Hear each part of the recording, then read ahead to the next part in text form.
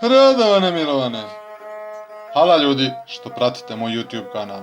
A za sve one koji ne prate, slobodno zapratite, stisnite zvonce, poslijedite dalje i dajte jedno sviđanje. Te posjetite majmunposeidon.rs.rs za besplatne reklame kome su potrebne. Hvala, a mi dalje nastavljamo sa sitnim plemstvom.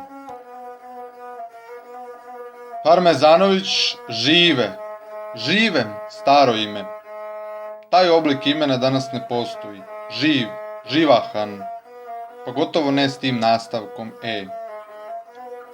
Paskačić, radić, radovati, veseliti se, biti vesel. Pokrajčić, Vučihna, Pokrajčić, nastalo od rodonačelnika Pokrajca, u prethodnim snimcima objašnjeno i prikazano ime Pokrajac. Vučihna, koren riječi je vuk, proždirati, smrt, uništavati. Ovaj nastavak ihna je veoma rijedak, inače u tome vremenu uobičajen. Danas je čudan, ali ime samo po sebi zvuči nekima čudno, ali i moćno. Vučihna. Pokrajčić, gled ili gleđ, također od pokrajca. Gled ili gleđ, gledati, znači da ima dobar vid, da gleda jako dobro, da gleda. Pokrajčić, Radivoj, radovati se, Voju, još uvijek živo ime. Pokrajčić, Radmilo, još uvijek živo ime Radmilo, radovati se, umiljato, Milo. Pokrajčić, Stanko, stati, zaustavljati se, čvrsto se zaustavljati.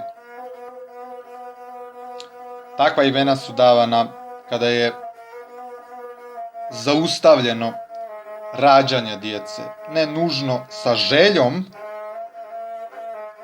ali zaustavljeno, i znači stajati, još uvijek živo ime i u današnje vrijeme. Postupović, Radić, čelnik, poznat, također značenje kao i prethodni Radić, radovati se. Veseliti se, biti vesel, biti radostan. Hvala ljudi što pratite, gledate i slušate moj YouTube kanal i što vidite da ovo vrijedi. Slobodno zapratite, vi koji niste, te stisnite zvonce i sviđanje za snimke, te pogledajte i prethodne snimke. Hvala i proslijedite dalje. Hvala i ugodan dan. Zdravo!